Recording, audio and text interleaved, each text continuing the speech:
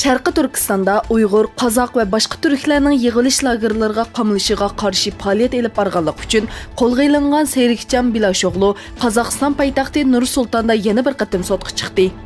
O sotda o'zini qo'lga ilish jarayonida ikki soqchining o'zini jinoyat o'tkazganligini e'tirof qilishga majburlaganligini va majburlash vositasi qo'llanganligini aytdi. O, meni Sharqi Turkistondagi qozoqlarning manfaatini qo'g'daganligim uchun va Qozog'istonda panohlanayotgan parchalangan oilaga yordam qilganligim uchun uyda nazarbat qilgan Qozog'istonning xalqarodagi obrazi tushidi dedi.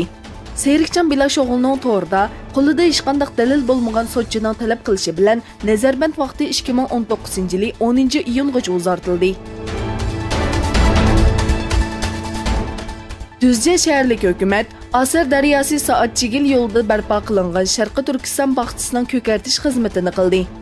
Ko'kartish xizmatiga ahamiyat bergan bog'chilar idorasining xodimlari furqi va ko'rinishi bilan diqqat tortgan bog'chiga o'rmon tikish xizmati olib bordi. Sri-Lankadagi terrorlik voqeasida hujumga uchirgan Saint Sebastian Katolik cherkovi joylashgan Negumbu shahrida musulmonlarga tava do'kon va avtomobillar hujumga uchirdi. Saqchi taraf bayonotchisi Roan Gunasikara do'konchilar orasidagi shaxsiy jidalning diniy tus ilib cho'ngishi sababli chiqqan voqeada ikki kishining qo'lga ilinganligini va vaziyatning kontrol qilinganligini aytdi.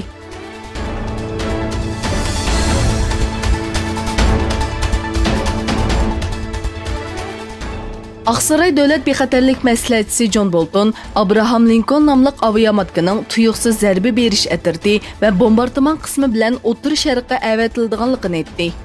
Amerikaning Eron bilan bir to'qinishga kirib qilish g'arizi yo'qligini ta'kidlagan Bolton, lekin har qanday bir hujumga qaytarma hujum qilish uchun tayyormiz dedi.